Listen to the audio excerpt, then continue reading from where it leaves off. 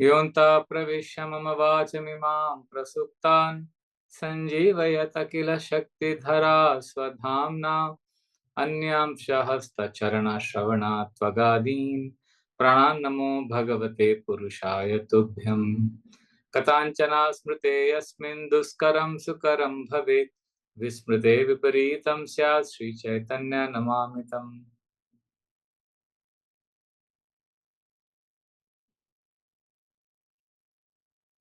Hare Krishna. Welcome everyone for our weekly Bhagavatam class on the first canto of Srimad Bhagavatam. I'm very grateful to Raghav Charan Prabhu and Mithilanandini Mataji for ensuring that this program is happening every week for last so many years, actually 3 years I think almost. And today is the 91st class in this series, and we're in the 9th chapter of the first canto. And today we'll be studying the 35th verse, Bhishma's Prayers. So I will chant the first 2 lines, then all of you, while remaining muted in your own way, can repeat the verse. And then after we have chanted the verse, one of you can read the translation if you have access to Srimad Bhagavatam. Who would like to read the translation and purport today? Who has access to Srimad Bhagavatam? And video is also on. I have Roger. Sadhananand Prabhu, yes, excellent. Yes. Sadhananand Prabhu from Latur, thank you for joining. So after we finish chanting, you can read the translation. Okay? So first 2 lines, please repeat after me while remaining muted. And after the chanting of both the lines of of this verse, then you can unmute and read. Okay, thank you. So Srimad Bhagavatam 1.9.35. So Bhishma is glorifying the Supreme Lord in his last moments. Sapadi Saki Vacho Nishamya Madhye Nija Parayor Balayoratam Niveshya.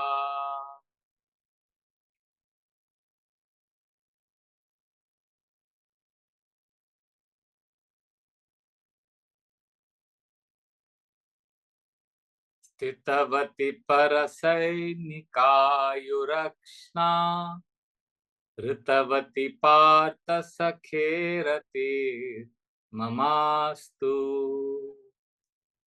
Stitavati Parasainikayurakshna Ritavati Partha Sakherati Mamastu.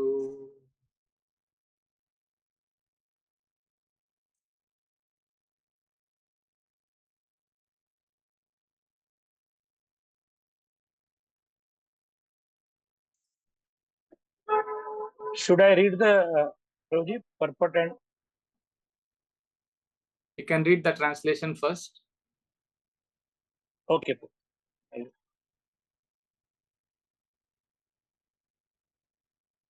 In obedience to the command of his friend, Lord Sri Krishna entered the arena of the battlefield of Kurukshetra between the soldiers of Arjuna and Duryodhan, and while there, he shortened the lifespans of the opposite party by his merciful glance. This was done simply by his looking at the enemy. Let my mind be fixed upon that Krishna. Before you read the purport, basically Bhishma has glorified Krishna's beauty in the previous verses. Now he is expressing his desire that he wants to fix his mind upon Krishna. Please understand, the goal is when we are dying, we want to be focused on Krishna. So now we are practicing. So this is the he wants to remember that form of Krishna, he wants mind to be focused. So the purport has 2 paragraphs, and there are 2 beautiful themes that come out. And after Sadhananand Prabhu reads the purport, we will elaborate on the purport. Yes, Prabhu. In the Bhagavad Gita 1.21 to 25, Arjuna ordered the infallible Lord Sri Krishna to place his chariot between the phalanxes of the soldiers. He asked him to stay there until he had finished observing the enemy he had to face in the battle. When the Lord was so asked, he at once did so, just like an order carrier. And the Lord pointed out all the important men on the opposite side, saying, "Here is Bhishma, here is Drona," and so on. The Lord, being the supreme living being, is never the order supplier or order carrier of anyone, whoever he may be.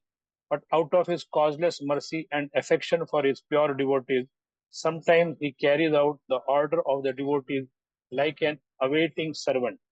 By executing the order of a devotee, the Lord becomes pleased, as a father is pleased to carry out the order of his small child.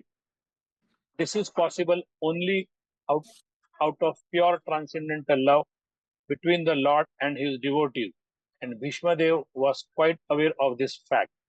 He therefore addressed the Lord as the friend of Arjuna.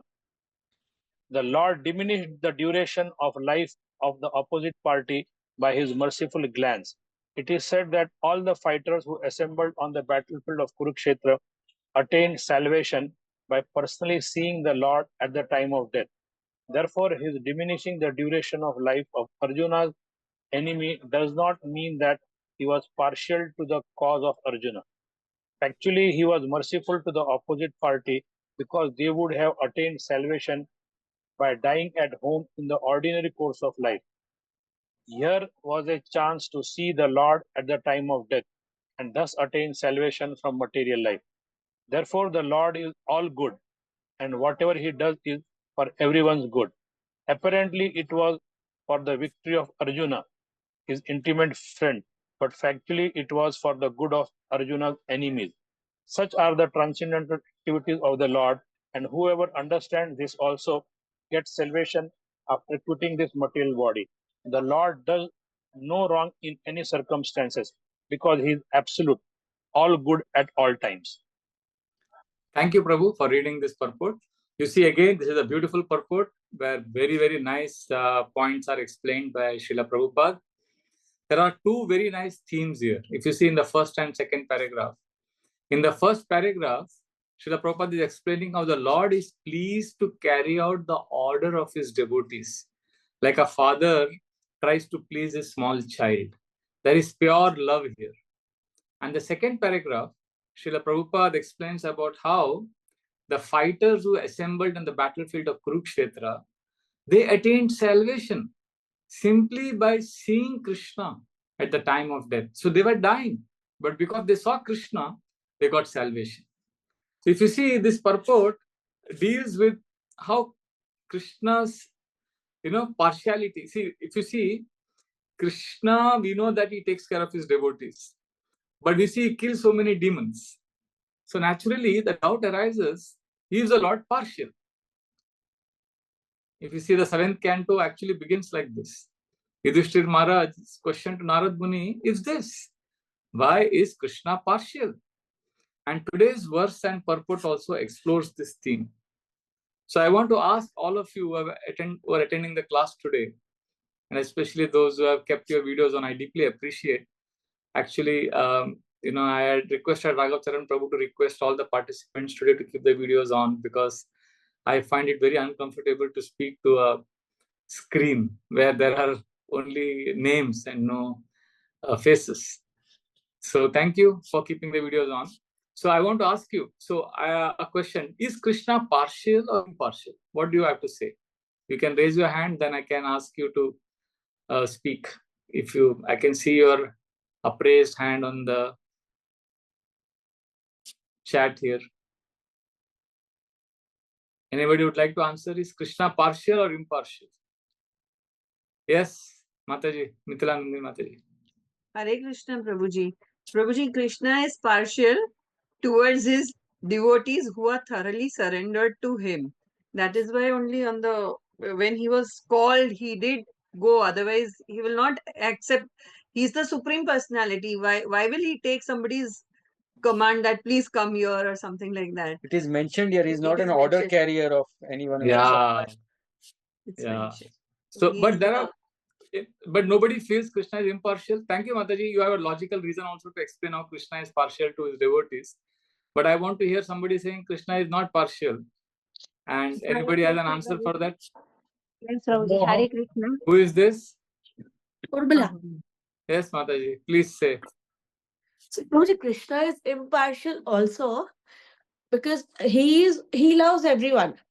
And whoever loves him, he reciprocates his love.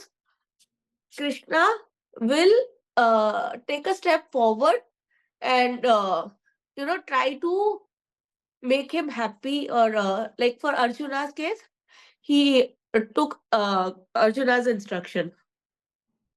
Yeah, so he is partial to devotees. You are also saying that. Huh. I want to know Sorry, how Krishna is Prabhuji. impartial.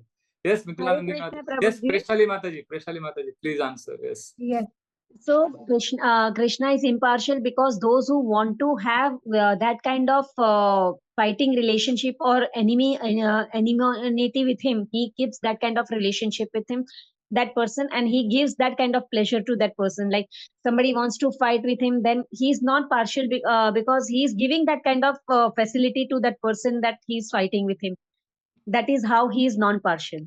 Okay, thank you, Mataji. Yes, Mithilanandini Mataji, you want to say something? Yes, Prabhuji, when we hear the pastime of Ajamil, so Ajamil like just called his son Narayan, and yet when he was dying that time, Vishnu Dutas and Yam Dutas had that like they had a talk. So Vishnu Dutas was sent for him because just the name. So that is, I feel that was he's impartial. Just Yes. somebody called, even Yeah. Jagai Matai, I think Ravan, Kansa, Hiranyakashipu, they were like, they Demons. got salvation. Putana, Yeah.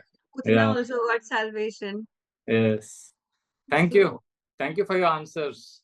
I'm happy that you are thinking on this topic. Yes, Mahesh Prabhu. Yeah, Krishna in Bhagavad Gita 9.29, he says, Samoham Sarva Bhuteshu, that I am equal to all. I envy no one, nor am I partial to anyone. I am equal to all, but whoever renders service unto me in devotion is a friend, is in me, and I am also a friend to him. So he is partial, but if one who is devoted and renders service to him, he sees Krishna and everyone, then Yes. Krishna also reciprocates. Yeah, actually, this is the word I was looking for, reciprocates. Krishna is neither partial nor is impartial. He is what we call as reciprocal. He is not partial, he is not impartial, he is reciprocal. 4.11, Krishna says, Ye yata mam prapadyante tam sateva bhajamyaham. As you approach me, I will reciprocate with you. So there are qualities of Krishna which we have to understand when it comes to partiality or impartiality.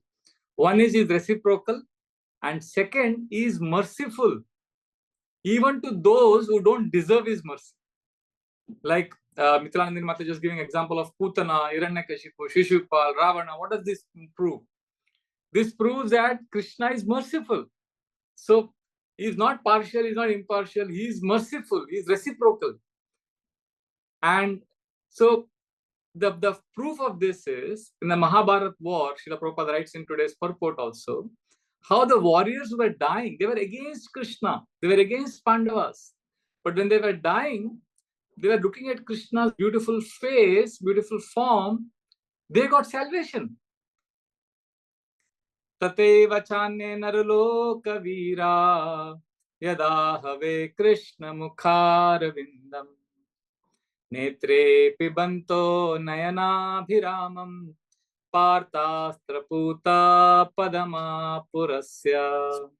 So Jayadev Goswami explains, Tateva chanye naraloka veera. All these soldiers were there on the battlefield. As they were dying, whom did they see? Yada have Krishna mukharavindam. They were looking at Krishna's beautiful smiling face. And with their eyes, as they were dying, netre pibanto nayana bhiramam. They were drinking the beauty of Krishna with their eyes as they were dying. And because of that, because of seeing Krishna, Parthastraputa Padama Purasya. They were also purified by Arjuna's arrows. Partha Astra Puta means purified. Padama Purasya. They could go back to the highest abode. So there are two things here. devotees' arrows, Arjuna's arrows were purifying them, and they were looking at Krishna, and they got entry to the spiritual abode. So Krishna is not partial. In fact, Srila Prabhupada says in the purport that if the soldiers had died at home, what does he say? If the soldiers had died at home, they would have got no salvation. But here they are seeing Krishna, beautiful form. Therefore, what does this prove? This proves that Krishna is merciful. Krishna is all good. And he is merciful to Putana, he is merciful to the warriors, he is merciful to Kaliya. Can you imagine? He made Kaliya, you know the story, after Kaliya was delivered, when Krishna was needing a driver and Daruka was on leave. Garudji is not available. Then whom would Krishna call to travel? He would call Kaliya. So Kaliya, who was an enemy, who killed Krishna's intimate associates, Brajavasis, gets such mercy that he becomes Krishna's driver. Putana becomes a nurse. So how can Krishna be partial? He is merciful, he is reciprocal. So therefore the point is, Lord is all good. And moral of the story is, after all the story, when we were children, we would be told, moral of the story. The moral of the story is, please come to Krishna. Please come to Krishna. Krishna is very nice. Krishna is very kind. Krishna loves not just his devotees or demons. He loves everyone. See, I'll ask a simple question to all of you. See, there are 10 patients in front of a doctor. And I tell you, you are come to see the doctor and you're seeing there are 10 patients in front of the doctor. And I tell you, see, this doctor is equal to all. He's very kind, he's impartial, he's kind to all. That's what I tell you. Then I have an enemy who comes and tells you, no, don't listen to Vraja Bihari Prabhu. He is lying. Doctor is very impartial. Just see what the doctor is doing. He is giving injection to one patient. He is giving only pills to other patient. And the third patient is not giving medicine also. He's just telling him to eat properly and he's sending him away. So now I'm asking you, how will you decide who is right? Me or my enemy turned friend? Both of us are saying opposite things to you. I'm saying the doctor is equal. And he's saying, my friend is telling you that the doctor is not equal, and he has also proof. So how will you decide who is right? I'm right that the doctor is impartial, or my friend is right that the doctor is partial. So what is the criteria by which you will decide? How will you say? Any answer?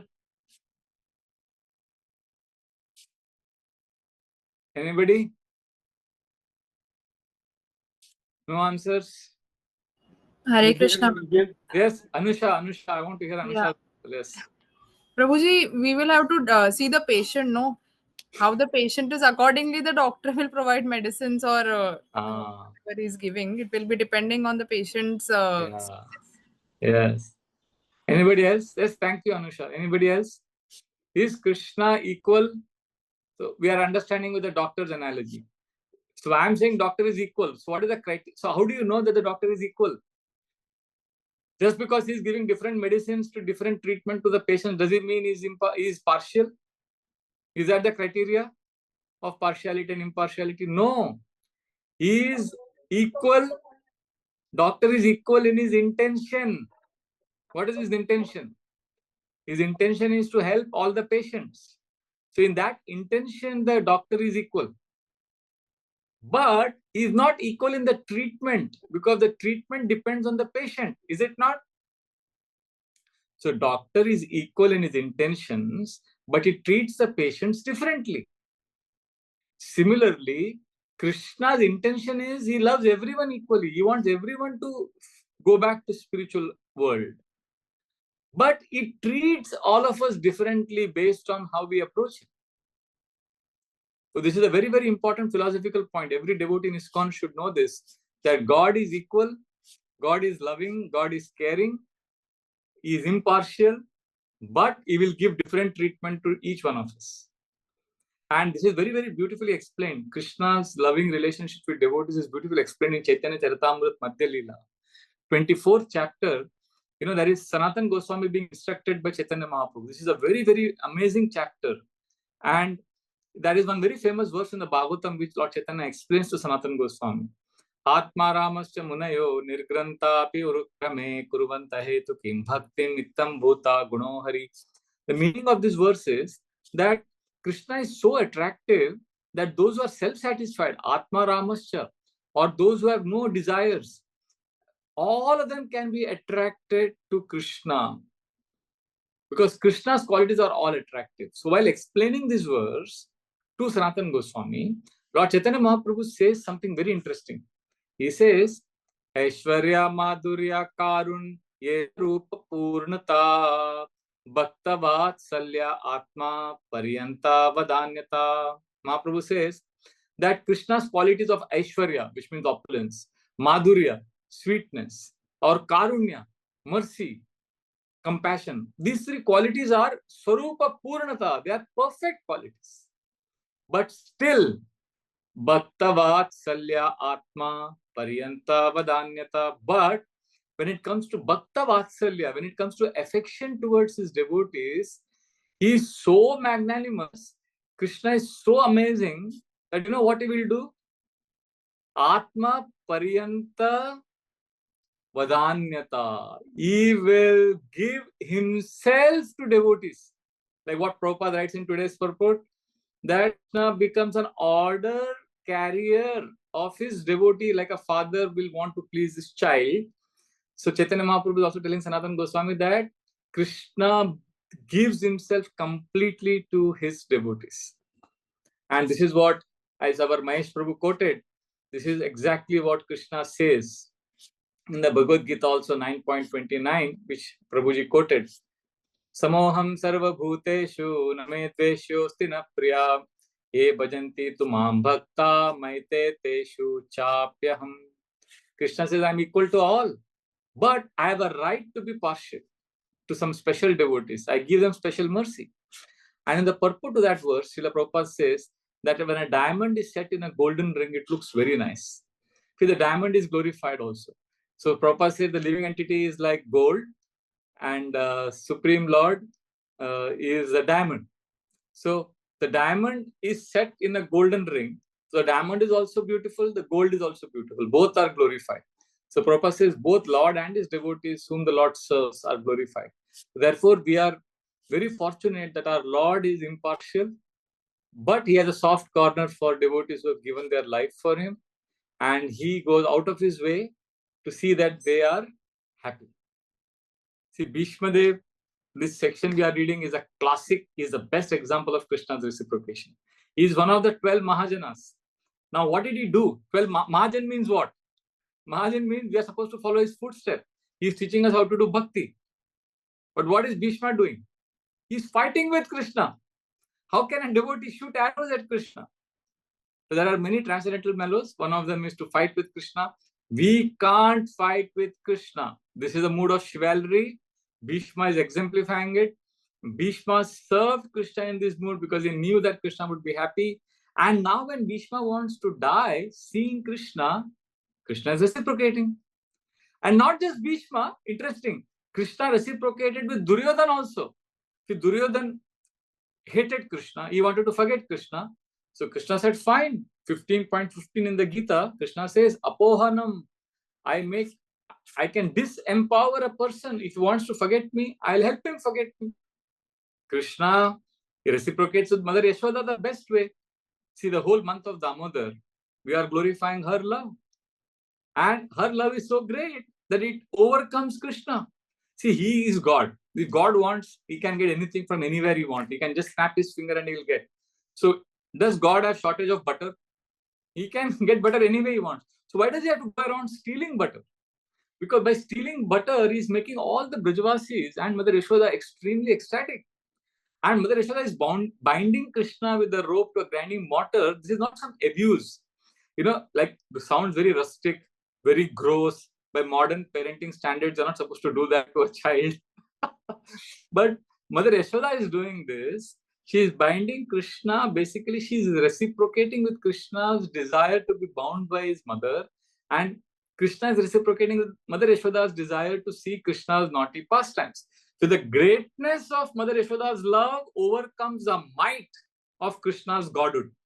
Krishna is God, is mighty, is powerful. That is defeated by Mother Yashoda's love. So this is the way Krishna reciprocates. How do gopis? Gopis love Krishna so much that what does Krishna tell them in the 10th canto? Na pare, I cannot reciprocate.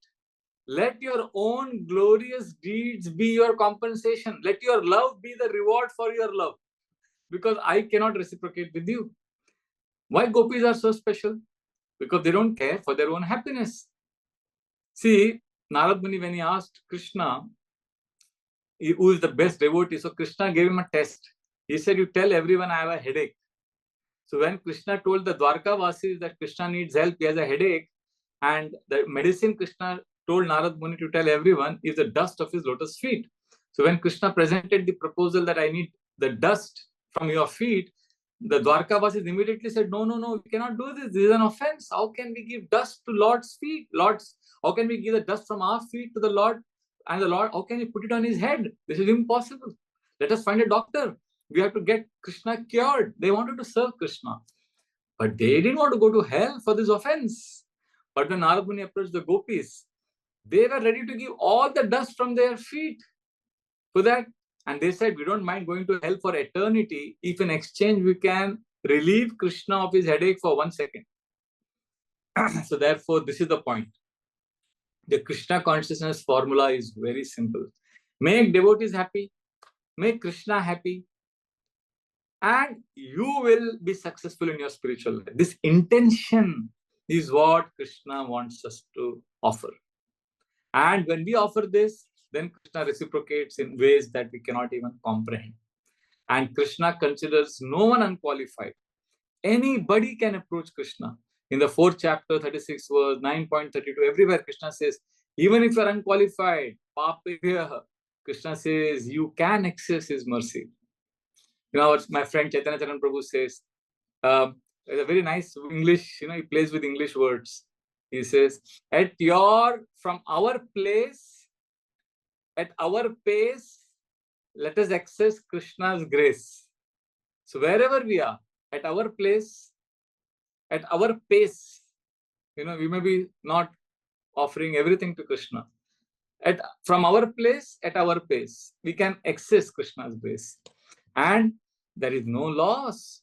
Anybody can come to Krishna. You may be thinking, Prabhuji, I'm so attached to so many material things. No problem. Just come to Krishna. Neya Vikrama Nashosti Pratyavayo na Vidyate Swalpam Apyasya Dharmasya Trayate Mahato Bhayat. There is no loss in bhakti. Wherever you are, just come to Krishna. And in 18.61 also, Krishna directs us that, okay, I am there in your heart. If you just offer your intention, your aspiration, I will arrange things in such a way that you will come back to me. See, our process is extremely hopeful. We just need to keep smiling all the time, because we won't get a more merciful Lord than Krishna, who has made so many concessions. Wherever you are, just come back to Krishna. Okay, now you are all devotees. You're coming for this Bhagavatam class. Fine. But what if somebody doesn't like Krishna? Krishna is merciful to them also. Krishna gives them air. Krishna gives them water. Krishna gives them the breathing ability. If Krishna wants, he can take away all of that from all the living entities. Is it not? It should be basically saying, you guys are envious. I am doing so much for you people. You are so ungrateful. You are so envious. You are not following. I have given clear instructions on the Gita. You are not doing what I am telling you to do. I am angry with all of you. I will withdraw electricity, water, sunlight. I'll stop all of this. Krishna doesn't think like that. See, he doesn't have even he doesn't even have an iota of ill feeling towards devotees. Whether they come to him, whether they hate him, he is equal. And that is why this verse is very important, which Krishna says in the 14th chapter that I give, everyone I give. 14.4, I think, is the verse where he says, Sarvayonishu kaunteya murtaya sambhavantiya tasam brahma mahadhyonir aham bija pradapita. I am the seed giving father. Whether you love me or not, as a father, I will give you whatever you need. Krishna gives us.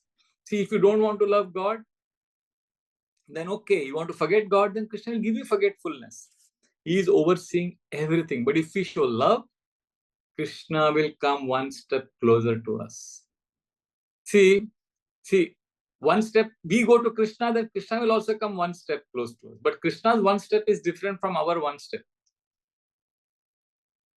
How big is Krishna's one step? Anybody knows? See, you know, you one step. Vaman. Yeah, Krishna's one step, he will take all the heaven, all the bhulokas. In one step, he will cover everything. So therefore, Krishna has boldly declared that he is prema parayan. He is captured by love. So Krishna has a favorable disposition to those who love him. And therefore, Krishna will do whatever it takes to make that devotee's words come true, that devotee's desires to be fulfilled. That's why he became a driver for Arjuna. Krishna breaks all rules to make his devotee's words come true. See, Bhima made a promise. He took a vow in the Mahabharata that I will break Duryodhana's thigh. Anybody knows why he wanted to break Duryodhana's thigh? Because he mentioned Draupadi to sit on his thighs. Yeah, he made a very vulgar gesture to Draupadi, and Bhima got so angry, if I break your thigh. Now, in the war, in the Gada mace fighting, there is a rule that you cannot hit below the navel. Now, and besides, Duryodhana's body had become like Vajra. You know how his body had become thunderbolt, like iron, it could not be broken. So how much ever Bhima was beating him with the Gada at the upper portion of the body, nothing was happening to Duryodhana. So you know why? Why his body had become so powerful? Who had blessed him? The mother. His mother. Gandhari. Gandhari told him just before the final fight that you come to me, I will give you all power, but you come to me naked. So as he was meeting his mother, Krishna appeared there. Krishna is expert. Krishna said, shame, shame, shame. You're such a grown-up man. How can you go naked? You're not a small child. So Duryodhana, see, Krishna is so captivating with his words. Duryodhana got convinced. So Duryodhana covered his lower part of the body. And he came in front of his mother. And mother opened her blindfold. So Gandhari had invested all her spiritual power, her tapasya, all that she had done. And she opened her blindfold. When she opened her blindfold, all energy, her tapasya, shakti, it all went to Duryodhana's body. But because his lower part was covered, that part did not become like thunderbolt. So that was vulnerable. So during the fight, when Krishna told Bhima, hit him below the belt, and then Bhima did that. See, you cannot blame Bhima for this. It is like, see what Bhima did. Bhima had no choice. I mean, you are cheating, and you have created such a system in your body that you cannot be beaten at all. So then how can Bhima is hitting him constantly, but he's not able to defeat Duryodhana because Duryodhana's body has become like that. So what option Bhima has? It's like, if you're playing cricket, for example, in a cricket game, the batsman, you clean ball him. Whenever you clean ball him, the umpire says no ball. Then you get him LBW, the third umpire, all umpires say not out. The whole stadium, all umpires, everybody is against the bowler. And you are getting him out. When you make him caught and bowled, the umpire says no ball. You basically just can't get him out only. Then what do? So then you bowl a beamer and hit his head and make him injured, hurt. And then he's taken out of the cricket field. That is the only option you have. Right? That is what we do in cricket. So this is like a game of cricket. Duryodhana had unfair advantage. You can't have an unfair advantage like that in a match, in a fight. So Bhima had no option. He had to throw him out. He had to defeat him. And Krishna has already declared in the Bhagavad Gita that of all the cheaters, I am the best. Dyutam chalayatam asmi. I am the best cheater. So you are trying to cheat Krishna. Krishna loves his devotees so much that he will do maha cheating that you can't even think of. Basically, he can go to any extent to fulfill the desires of his devotees, to protect them, to care for them. So this is what we have to learn from this, that Krishna is never partial, is reciprocal, is merciful. And Krishna, what does he actually want? He just wants us to love him. That's all he wants. Is this too unreasonable? And Krishna takes care of all of us. He's providing. See, Krishna is equal to all, just like rain. Is rain partial? Rain is equal to all. See, the mango seed also gets rain. The neem seed also gets the same rainwater. But the mango tree will give you mango sweet fruits. The neem tree will give you bitter fruits. It is not is it the fault of the rain? No, it is the fault of the seed. Similarly, Krishna, Kunti Devi has said, Manye tvam kalam ishana manadim nidanam vivam samam charantam sarvatra bhutanam nitah kali. Krishna, you are samam charantam, you are equal to all. But because we are always fighting with each other, we are not able to see this equality of yours. See the judge, for example, in the High Court. Is the judge biased? No. Depends on what we do, we get the results. So therefore, Krishna is impartial, but he is also partial. There is a famous pastime of Lakshmi ji. You know, Lakshmi ji's marriage was being discussed. So their marriage proposals were offered. Do you want to marry Durvas Muni? She said, no. He is very austere, but he is very short-tempered. Okay, do you want to marry Shukracharya? No. Yes, he is very, very good, very tapasvi, but he is always hiding with the demons. I don't want to marry him. Okay, then do you want to marry Indra? No, Indra has too many extramarital affairs. He is very, very licentious. Don't marry. Okay, then do you think you should marry Lord Shiva? Oh, yeah, but he's too detached from family life. So I can't.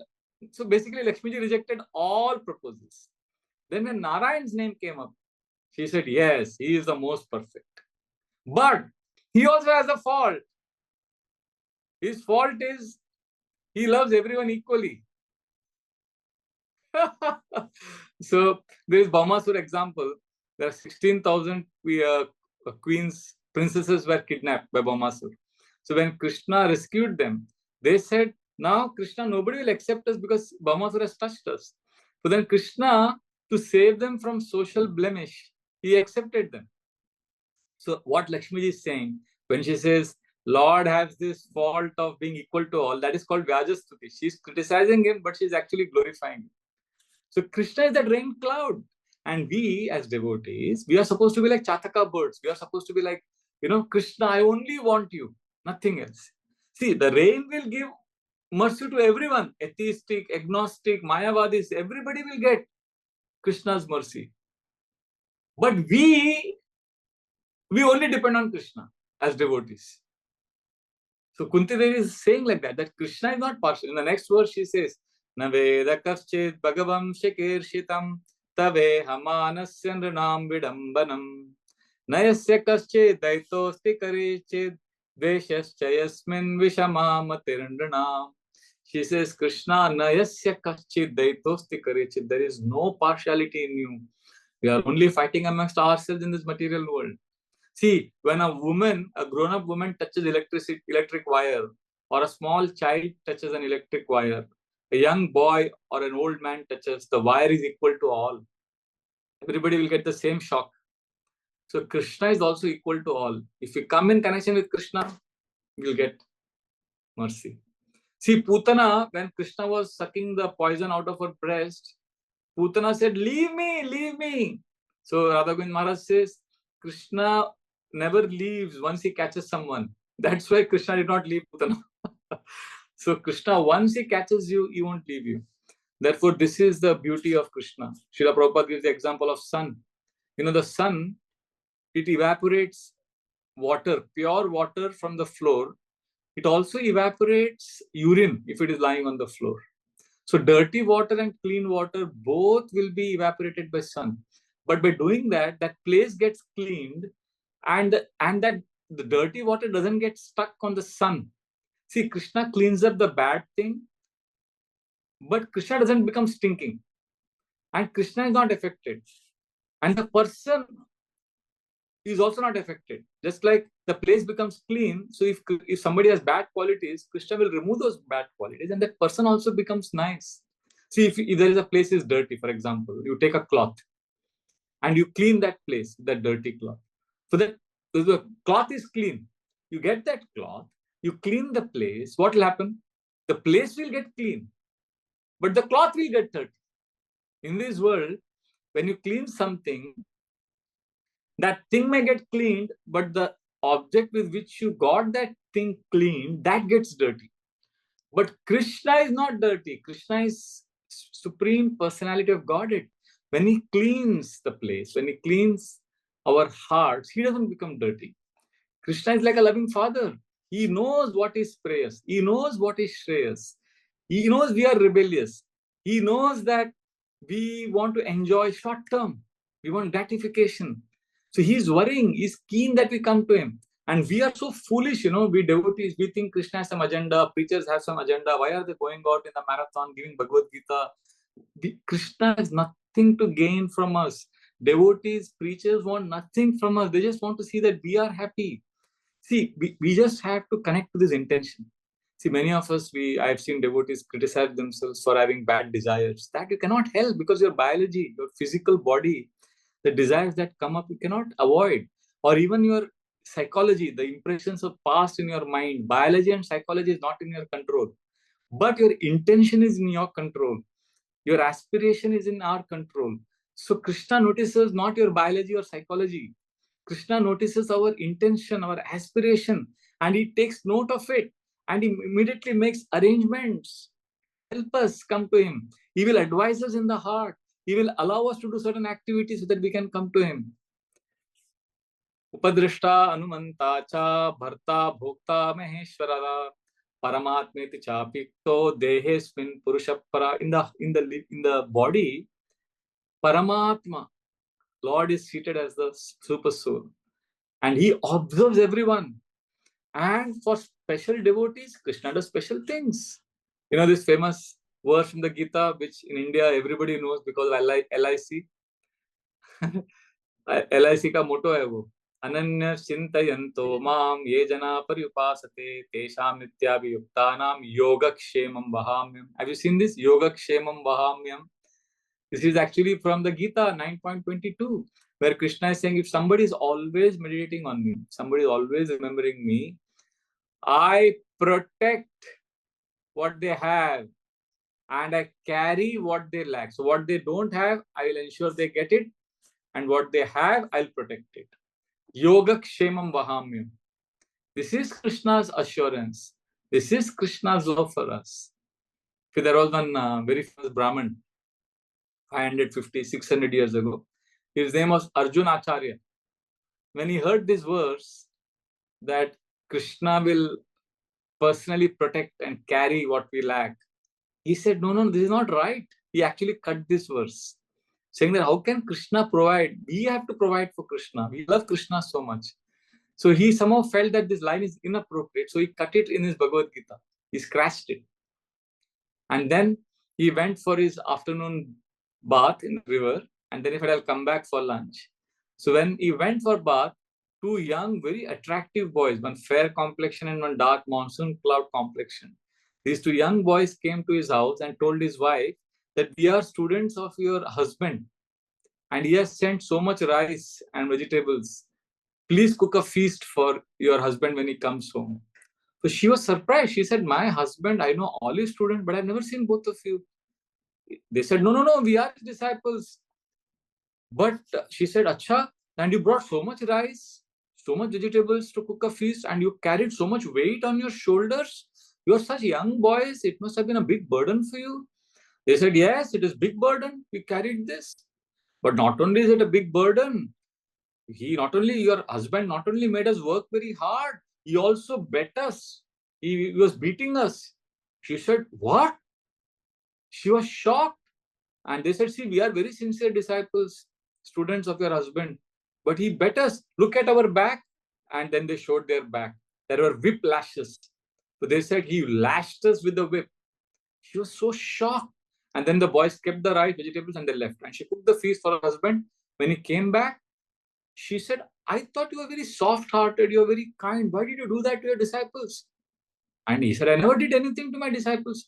Then she explained the whole story. And Arjuna Acharya said, but a black complexion boy and a white complexion boy, I've never seen such boys. And then when she said, you bet them and their back had whiplashes, then Arjuna Acharya understood that by scratching the verse from the Gita, he had actually scratched Krishna's back. Because when Krishna says, I will protect the devotees, who are we to deny that? Who are we to say that Krishna will not take care of Pandavas? Who are we to say that Krishna will not do that?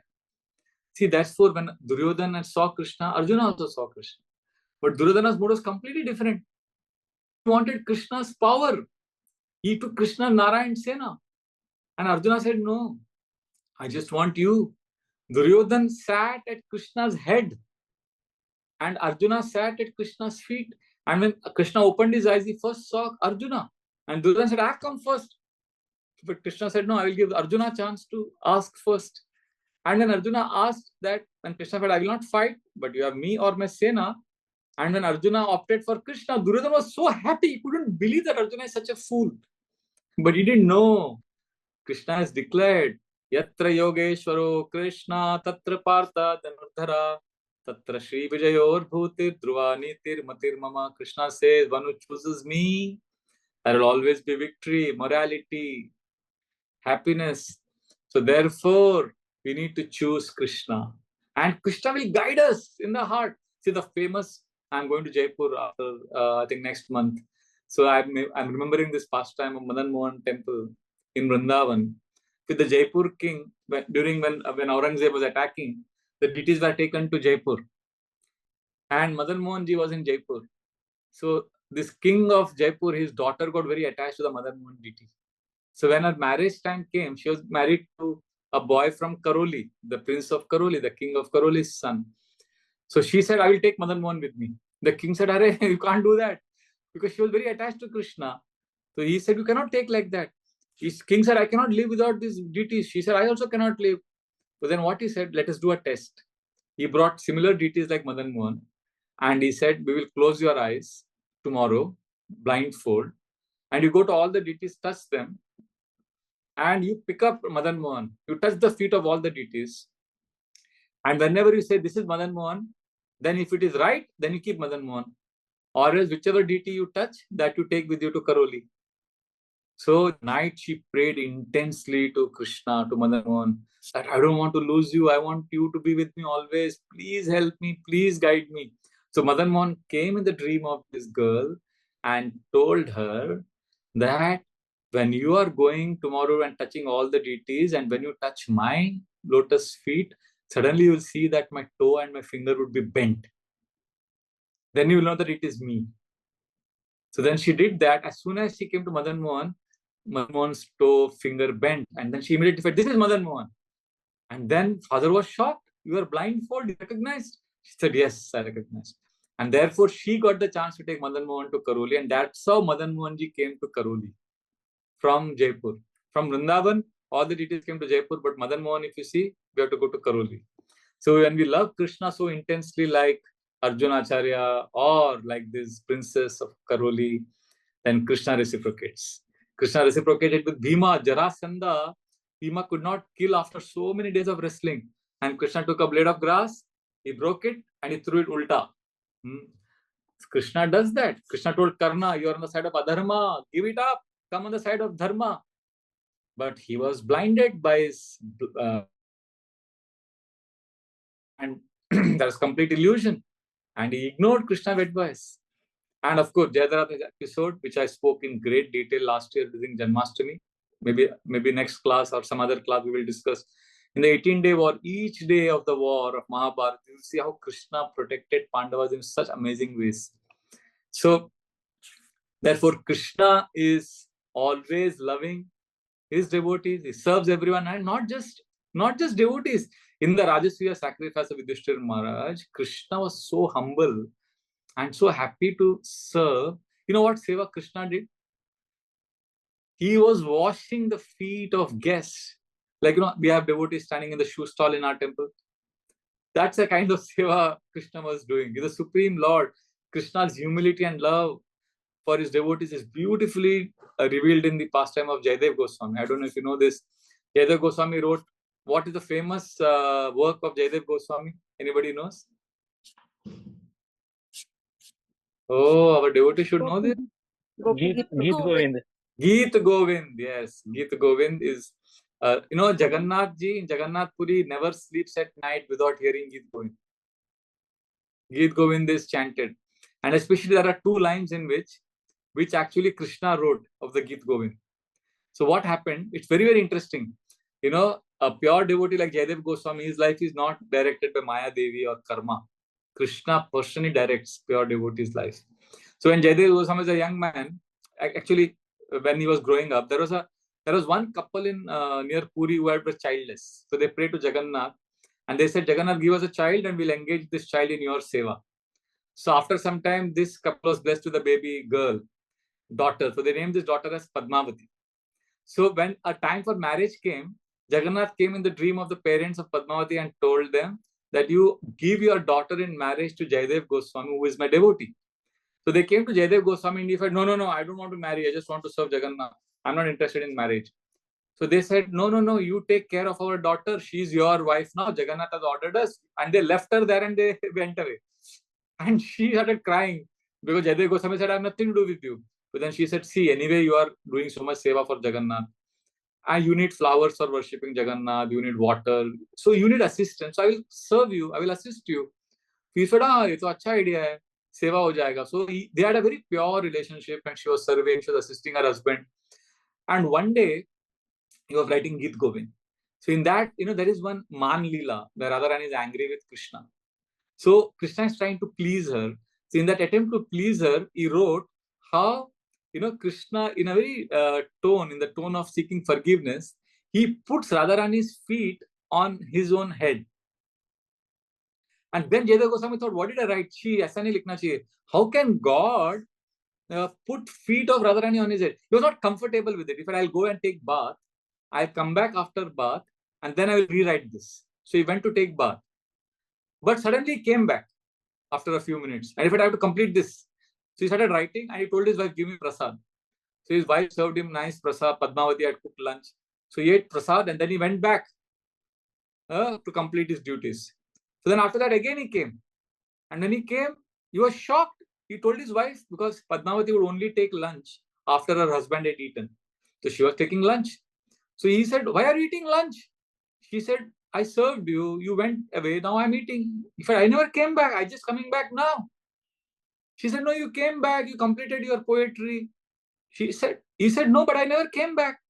Then they realized something gadbad has happened. And she said, you came, you took prasad and you wrote your poem you were writing. You completed it. So then he ran and he saw that work. And there he was surprised. What he had not written, what he was not sure, Krishna personally wrote those two lines. That when Radharani is very angry, she is performing Man Lila, Krishna takes her feet on his head. So Krishna reciprocates with these devotees, whether it is Radharani or whether it is Jayadev Goswami. As Sakshi Gopal, he came with that devotee all the way from Vrindavan to Orissa. So Krishna is bound by love. What Prabhupada writes in today's purport is 100% true. When Ambarish Maharaj and Durvas Muni pastime, Lord Vishnu tells Durvas Muni, don't take pangas with my devotee. Sadhavo hridayam mayyam, sadhunam hridayam tvaham, madanyate na janati, naham tebhyo managapi. The devotees are in my heart and I am in the heart of devotees. Devotees don't know anyone other than me. I don't know anyone other than my devotees. If we approach Krishna in this mood, he will always be there for us. You may say, Acha Prabhuji, if we hate Krishna, will Krishna hate us? I want to ask you this question. If we love Krishna, Krishna will love us, right? So if we hate Krishna, will Krishna reciprocate by hating us? Because Krishna said, I reciprocate. So if we love Krishna, Krishna will love us. If we hate Krishna, what will Krishna do? Okay, I'll ask you like this. If we love Krishna, Krishna will take care of us. If we hate Krishna, what will Krishna do? If we love Krishna, Krishna will personally take care of us. If we hate Krishna, then what will Krishna do?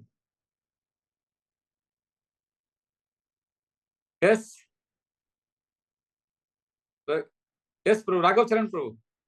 He will put us in his Maya Shakti, and he will make us hate more. Excellent. If we love Krishna, Krishna will personally take care of us. If we hate Krishna, Krishna will allow his system to take care of us. He will not personally take care of us. Then if you want to cheat Krishna, then Krishna's system will cheat us in a big way. So Krishna is a person. He is waiting for us to tell him that we love him. He is waiting for us to offer our aspiration, our intention to him. And he will personally get involved if we want to come to him. But if we deny him, if we hate him, he will ask his system. He'll ask Maya Devi, please take care of him. Give him what he deserves. But if we tell Krishna, I love you, then Krishna will not give us what we deserve. Krishna will give us what we need to come to him. Now, sometimes devotees say, Prabhuji, I am devotee for so many years, but I don't feel loved by Krishna. I feel bored. Well, that is because we are only thinking of ourselves. We are not going to Krishna with the desire that Krishna, I want to serve. We are treating Krishna like our order supplier. Krishna, I want a job. I want a wife. I want a husband. I want this. Please cure me from this disease. That's why we find Krishna consciousness boring. Try to be opposite for some time. Try to see if you can be supplier for Krishna. See, I was telling the Sakshi Gopal example just now. I remembered in Badrinath Yatra in 2011. It's an amazing story.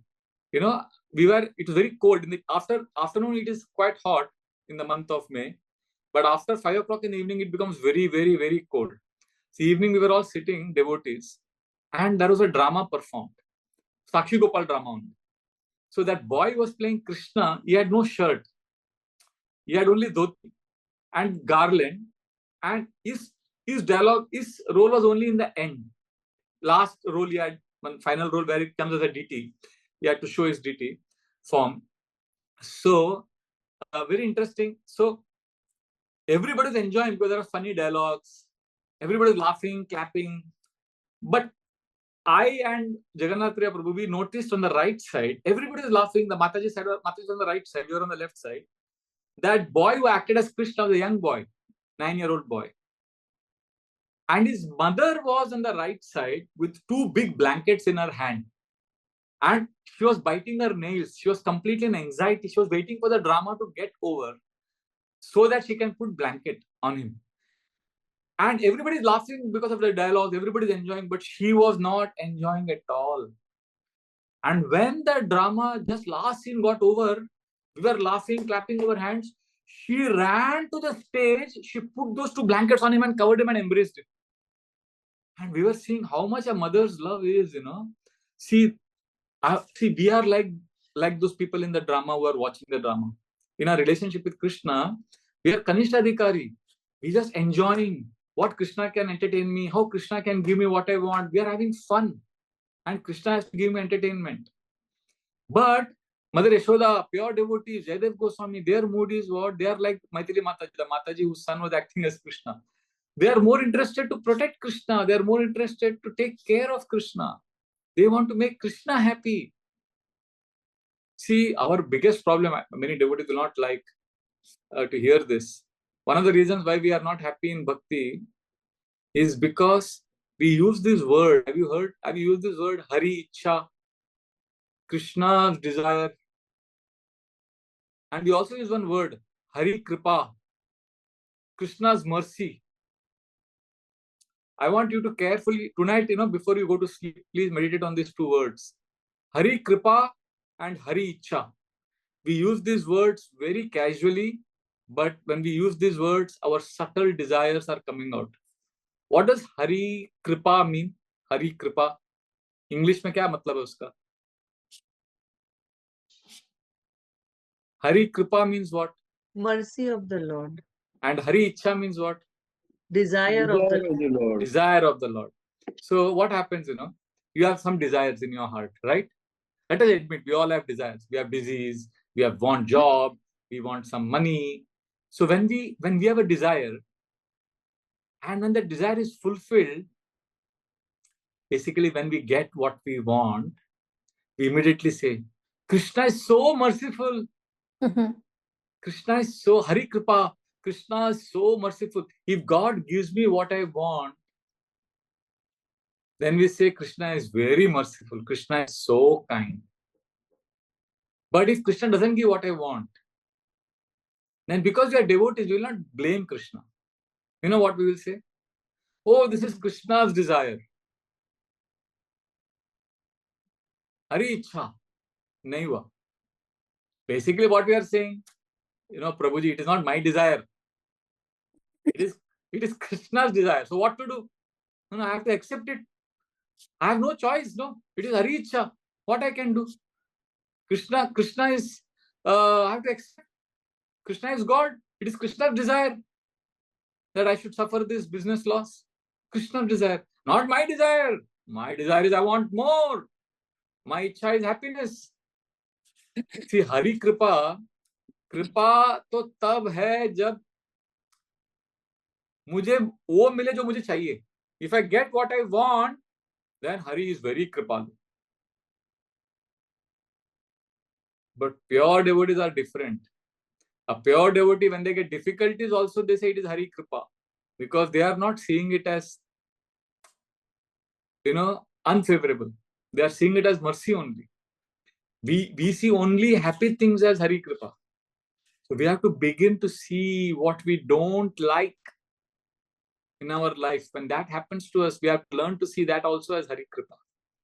When we start doing that, then we will see our relationship with Krishna change.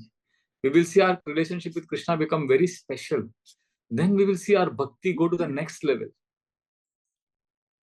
Hare Krishna, Krishna Krishna, Hare Hare, Hare Ram, Ram Ram, Hare Hare. So today we took the theme of how the Lord is partial and is also impartial. Basically, is neither partial or impartial, is reciprocal and compassionate. And then we discussed different examples from Mahabharata and Bhagavatam and the different verses from the Gita and Bhagavatam, which emphatically declares that Krishna loves to take care of his devotees personally. And if we don't surrender to Krishna, then Krishna's system takes care of us. If we love Krishna, Krishna gives us what we need to come back to him. If we don't love Krishna, Krishna gives us what we deserve to stay in this material world. I'll stop here. Hare Krishna. Anybody has any comments or questions? We can take one or two. Hare Krishna. Yes, Sadhananand. You can ask. Yes, Sadhananand. Yeah, Hare Krishna.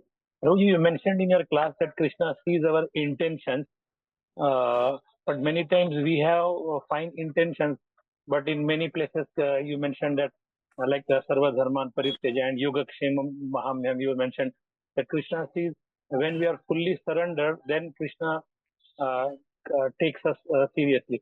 But many times we may have some intentions to purify, but again in our heart we know that we are not so pure and we are not surrendering totally. So in this case, how to see that even with our conditionings and even with our shortcomings, still Krishna gives us his mercy. We have fine intentions, but we are unable to give a total self. That's what I answered in the end. Krishna is giving mercy. We are not seeing it as mercy. You are saying, how can we ensure Krishna is giving mercy? Krishna is giving mercy, but we are not able to see it as mercy. You have to change your vision.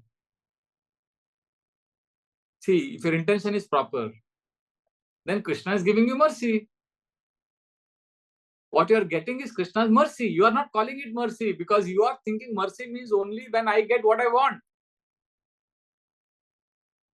Last 2 minutes of the class, what did I speak? Just 3 minutes back, what did I speak? Hari Ichha and Hari Kripa. So we are not getting what you want, so you are thinking Krishna is not merciful. Is that okay, Sadhananand Prabhu? Yes. Yes, Dilip Prabhu. Hare Krishna. You'll have to unmute. You are muted. We can't hear you. You have to unmute. Hare Krishna. You have to unmute. Hare Krishna, Prabhuji. Can you hear me now? Yeah. Okay. Thank you so much, Prabhuji. Prabhuji, one question only. The two stories which you mentioned, Arjuna Acharya, the one who cut the Gita verses, Bhagavad Gita verse, and the second story of Jayadev Goswami and Padmavi Mataji. In both the cases, I feel wife got more mercy from Lord because he gave them personal darshan, when Goswami and Arjuna Yeah. Acharya was away. Yeah. Actually, this is exactly there. Arjuna Acharya also tells his wife, Jayadev Goswami also tells his wife that you are so fortunate you got darshan of the Lord. Yes, yes.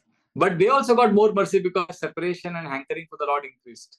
And in Gaudiya Vaishnavism, separation makes the hearts grow fonder. Ours is a movement, ours is a process of viraha. So that is also very, very merciful dealings of the Lord with the devotee. It is not that simply by seeing, Duryodhana also saw Lord. Simply by seeing the Lord, you don't get mercy.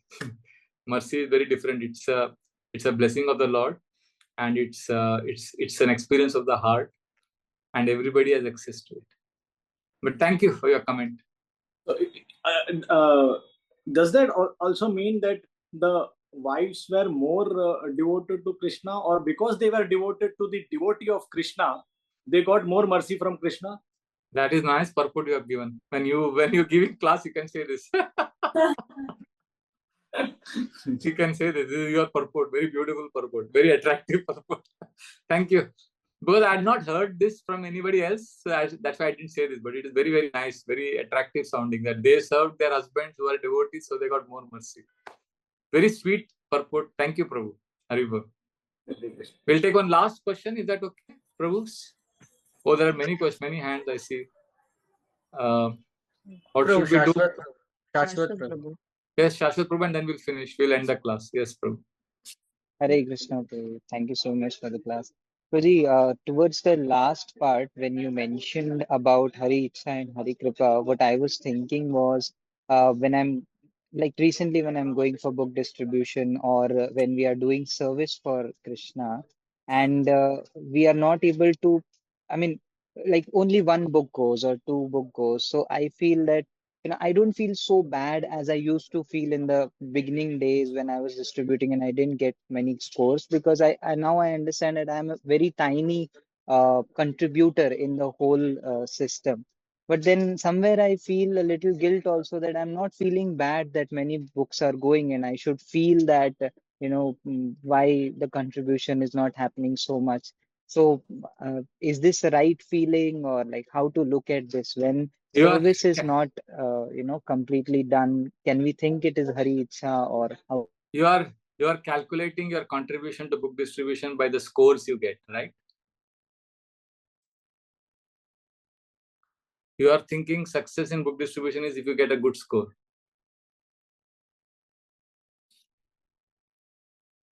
Right?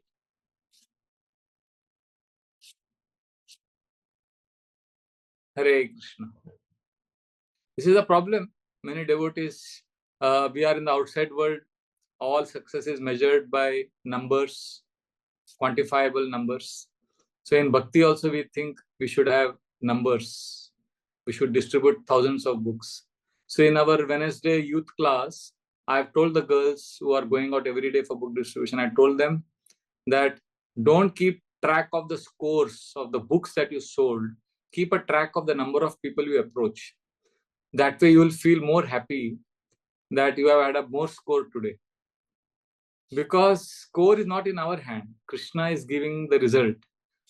Our approach should be that how many people I have come to, how many people I have shown the books to.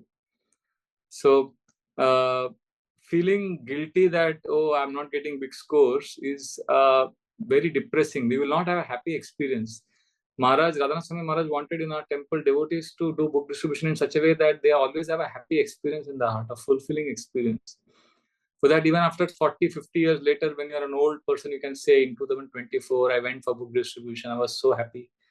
So these boys and girls are going out. They're coming back with so much of excitement and innocence. Their scores are 1 book, 3 books, 4 books. But they're very happy. And I'm seeing that happiness on their faces. I feel Krishna must be so pleased with them. Somebody may just make one phone call and tell his contact, okay, sponsor 5,000 Gitas. He's sitting in his AC office and getting 5,000 Gitas sponsored. That is also service. But that may not give so much of fulfillment as going in the streets, meeting strangers, struggling to convince them, and coming back with no score. Because Krishna sees the effort, and our remembrance of Krishna when we are distributing books. So I think instead of feeling guilty that you're not getting big score, you should feel happy that you're going out every day and you're a small part of a big plan. I think I mentioned this in the book distribution class, that even if you don't get score, I was giving the example of how we are one person in that big plan. 50 people are approaching a person and you are the 51st person who's giving him the book. Sometimes you're not preaching, people will take books from you. Sometimes you're preaching a lot, nobody takes a book, but that person will take a book from somebody else later on. So book distribution is, the whole mood is, can we be in the mood of servant? When we are in the mood of servant, everything auspicious will happen. So to conclude, I would like to tell one story and then we can end today's class. This is food for thought. Today I give two food for thought. One is Hari Kripa and Hari Ichha. And the second food for thought is this story from one of the Puranas. Please sleep tonight with this story in mind. I heard it from Shubhilas Prabhu. Krishna and Arjuna were on a walk, morning walk. And there's one poor Brahmin. He said, I'm very, very poor. Please give me something. So Arjuna said, very compassionately, take this gold ring. So the Brahmana was very happy. He took that gold ring. As he was going towards his home, one robber came, jumped on that Brahmana, snatched his gold ring and ran away. And next day, Krishna and Arjuna were again on the morning walk. They saw this Brahman. And the Brahman was crying. Arjuna said, I gave you gold ring yesterday. The Brahman said, I lost it. One robber took it away from me. So then Arjuna said, okay, I'll give you a diamond ring today. He keep this diamond ring. So he was very happy. He said, no, I don't want to lose this now. So he hid it in his dhoti. He went home and there was one old pot. He kept it inside that pot, covered it. So nobody was using that pot. So he said, now this will be safe, diamond ring. So he kept it there. So his wife had gone to fetch water from the river with the clay pot and that pot broke on the way. So she came back home. She said, I need another pot to get water. So she saw this old pot. She said, let me take it. So she took that and she filled water. By filling the water, that diamond ring got lost. And she came back. So when this Brahman came back home, he said, Arey, where is this pot? And then he saw his wife come with the pot. He said, hey, my diamond ring is there inside. The diamond ring was not there now. It had gone. So the Brahman was lamenting. He said, oh, I'm unlucky. I'm unlucky. The next day again, when Krishna and Arjuna were in the morning walk, they saw this Brahman crying. And Arjuna said, I gave you gold ring. I gave you diamond ring. He explained the whole story how he lost the diamond ring. So Arjuna said, Arey, tumhara naseeb hi kharab hai. Tumko panvati lag gaya. You are bad luck. Rahu, Ketu, Shani lag gaya. You are suffering. You are destined not to be happy, not to have money. So Krishna said, wait. Krishna gave 2 pennies to that Brahmin. So Arjuna said, I gave diamond ring, I gave gold ring. What will these 2 pennies do? Nothing compared to what I gave. Krishna smiled. So this Brahmin took these 2 pennies. It is worthless. But he went. As he was going, he saw one fisherman had caught a big fish. And he was struggling to take that fish out and put it on his boat. So this Brahmin felt pity for that suffering fish. So he told this fisherman, Arey, usko chodo yaar. He said, nahi, mera khana hai, mera roj ka jeevani hai. So the fisherman said, okay, you take these 2 pennies and you release this fish on my behalf. You want money? I'm giving you this money. Keep it. So he gave 2 pennies and the fisherman released that fish by throwing the fish and the fish fell on the ground. So this Brahman picked up this fish to throw it back on the water. As soon as he picked up the fish, he saw in the mouth of the fish, there was the diamond ring. So immediately he picked it up and he threw the fish in the water and he was so happy. He started jumping. I got my diamond ring. I found it. I got it. So when he was shouting, I got it. The thief who had stolen the gold ring, robbed it the previous day, he was standing right there and he realized that this Brahman is shouting, I got it. Matlab, the Brahman has caught me.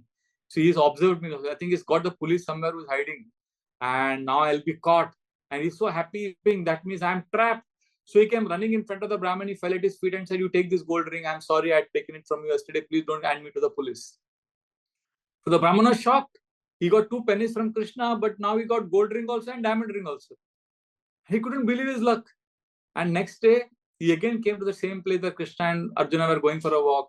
And there, when Krishna and Arjuna saw him, and this Brahman came and said, thank you, Krishna. You gave me 2 pennies and look what happened. I got my gold ring back, my diamond ring back. You are so merciful. Arjuna told Krishna, how did this happen? Krishna smiled. Krishna said when he got gold ring, when he got diamond ring, he was only thinking how I am the enjoyer. Everything is for me. But when he had nothing, when he had only 2 pennies, he thought, let me serve this fish. Let me serve this fisherman. So he had this service mood. So because earlier when he had this enjoying mood, he was miserable. Now when he had this service mood, he became peaceful, he became detached. And when he was in that spirit of service, he got everything back. So our paradigms have to change. Krishna is teaching us through this story that we are leading an extremely wrong paradigm life, where we are thinking of my enjoyment, my happiness. If we want to become dear to Krishna, if we want Krishna to take charge of our life, then we need to change the paradigm. We need to live in the consciousness that how can I serve Krishna? Like that Mataji in that Badrinath Yatra. She's not thinking of being entertained by the drama. She wants to protect her child. We have to think what is Krishna's desire. Then Krishna's partiality, impartiality will be transcended by Krishna's amazing, incredible, reciprocal relationship with us. Krishna will embrace us in his loving warmth and give us the highest nectar of Krishna Prema. So I invite you to absorb yourself in this mood, and next week we'll jump into the next verse, which is 1.9.36, where Krishna is going to speak about the glories. Prabhupada is going to speak about the glories of Bhagavad Gita, which is a very, very, very beautiful way of ending the Gita Jayanti month. So it's a beautiful coincidence.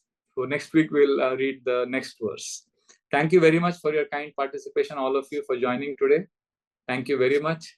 Hare Krishna for all the devotees coming, not only online, but also keeping your videos on and encouraging me. Hare Krishna.